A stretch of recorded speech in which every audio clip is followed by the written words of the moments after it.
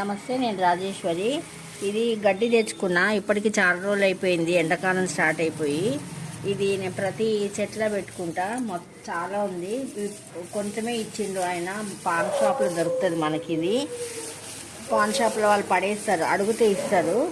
ఇట్లా మొత్తం చుట్టేసుకుంటే వీటి మీద నీళ్ళు పడతాయి కదా, ఆ నీళ్ళు ఆ పచ్చదనం అనేది, చల్లదనము అనేది చెట్టుకి సాయంత్రం దాకా మంచిగా ఉంచుతుంది, ఎండిపోకుండా.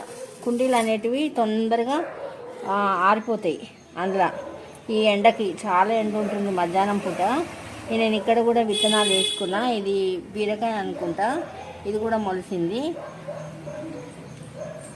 కూడా మంచిగా మంచి పెద్దగా అయినాయి ఆవాల చెట్లు కూడా.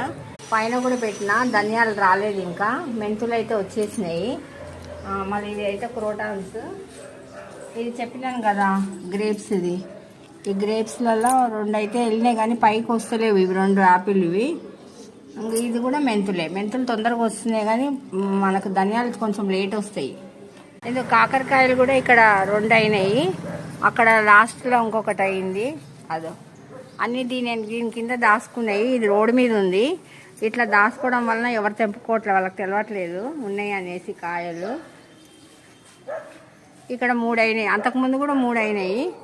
ఒక పావు కిలో అట్లా, హాఫ్ కేజీ 2-3 కాయలు వస్తున్నాయి నాకైతే. ఇవైతే చూడండి ఎట్లా అన్నారు, ఎంత గుత్తగా వచ్చింది కదా. 4 వచ్చినాయి ఒక దగ్గర. బాగా వస్తున్నాయి కానీ కాయలు అవుతలేవు. అదే ప్రాబ్లం. ఇంకో పెద్ద పెద్ద పువ్వులు అవుతున్నాయి. నా వీడియో నచ్చితే లైక్ చేయండి, షేర్ చేయండి, సబ్స్క్రైబ్ కూడా చేసుకోండి. ఓం శ్రీ మాత్రే నమః.